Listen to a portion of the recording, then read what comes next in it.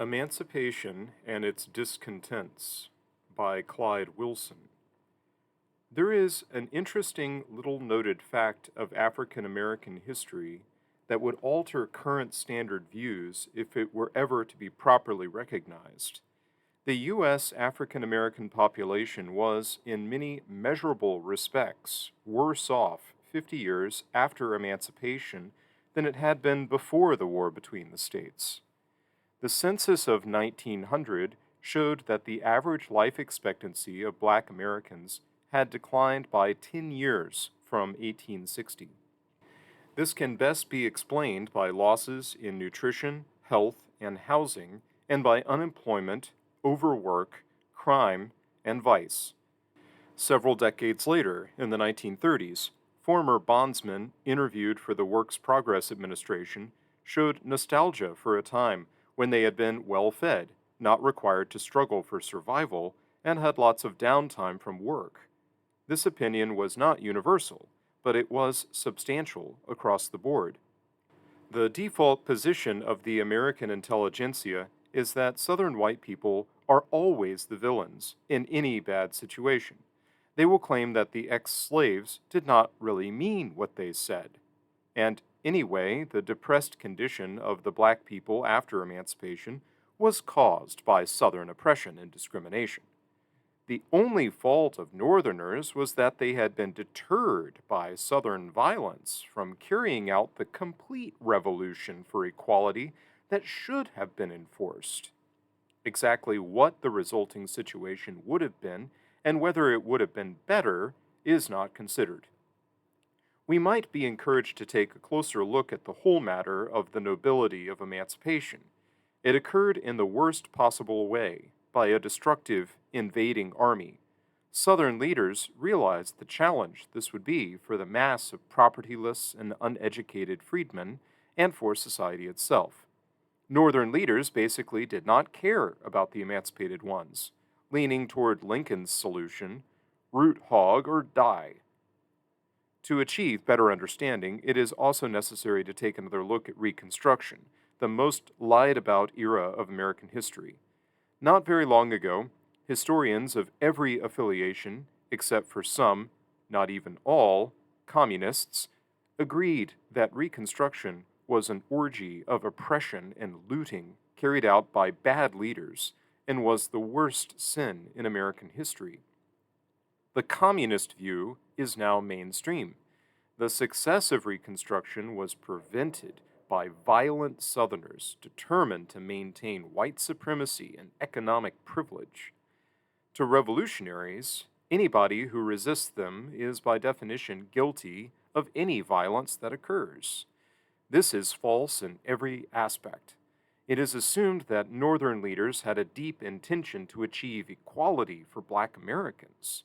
No such intention ever existed except in rhetoric. The purpose of Reconstruction, as of the war, was to loot the South and use the black people as a tool to keep the Republican Party in power. The emancipators made only trivial temporary provision for a portion of the dislocated black people. There was and never had been any plan of the conquerors to deal with the consequences of the immense revolution they had decreed. The Republicans, as can be clearly shown in evidence, withdrew the army from the South because with the new Western states they no longer needed the votes of Southern blacks, and because the idealistic abolitionists were disgusted that the African Americans had not turned themselves into prim, industrious New Englanders, as expected. Also, the whole thing of military occupation and disfranchisement of whites had become an obvious fraud when, in some states, two different carpetbagger groups were calling for federal troops to support them against each other. The reconstructed state constitutions authorized public school systems, meaningless since all the funds were looted as they were from railroad projects and other improvements. What were Southern whites to do in this situation? They had to deal with a long period of discriminatory economic laws, the destruction and dislocation of the war, military occupation, punitive taxes, the looting of their scarce resources, a good deal of disorder, and immense debt left by carpetbagger corruption. They had to pull themselves up by their bootstraps. There were more white sharecroppers by 1900 than black. Actually, Southern whites were sympathetic to the blacks immediately after the war. They had lived together for a long time, and there had been no revolts during the war. Hostility was the product of Reconstruction more than the war or emancipation. Some black people achieved position as solid farmers, professional people, and businessmen. They remained an accepted part of the South for a long time. They formed Christian communities that barely existed for those who were found in northern ghettos in the 20th century, but the majority were not able to achieve an improved position.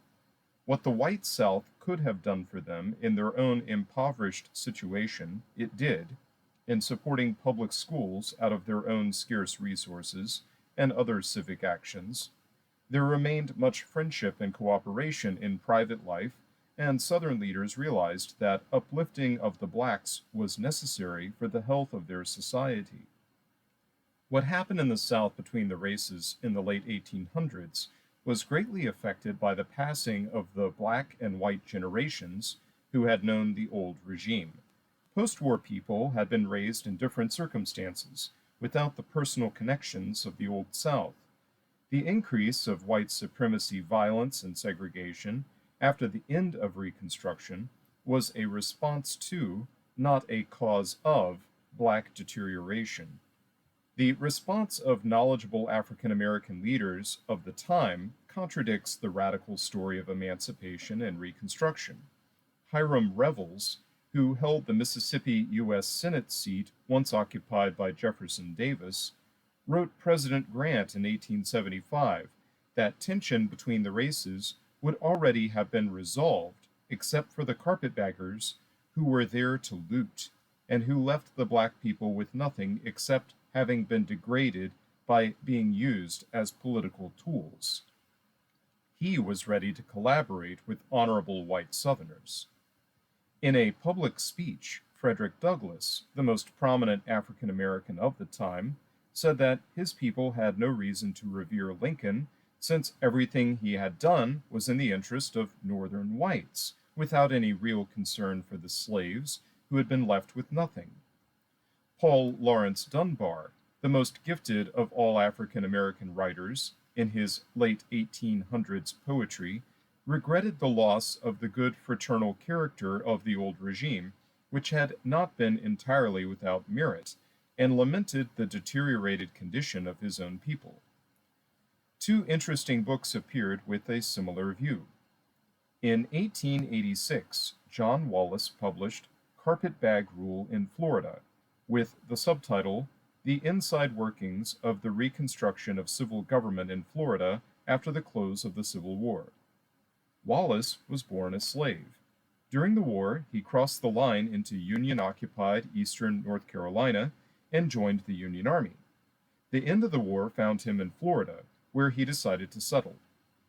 He found early Reconstruction peaceful, a situation destroyed by Congressional Reconstruction and carpetbag rule. He was active in Republican affairs and served as a Republican in the state Senate. Wallace recounts Republican politics blow by blow. There were three factions of carpetbaggers. The smallest, to which he belonged, formed around a governor who was something of a fanatic for reform, but not corrupt, and had a real concern for the freedmen. The other two were competing groups of crooks, who were interested only in the looting prospects of public office. They never did anything for the freedmen except mobilize them to hate Southern whites. He has good things to say about the Southern conservatives.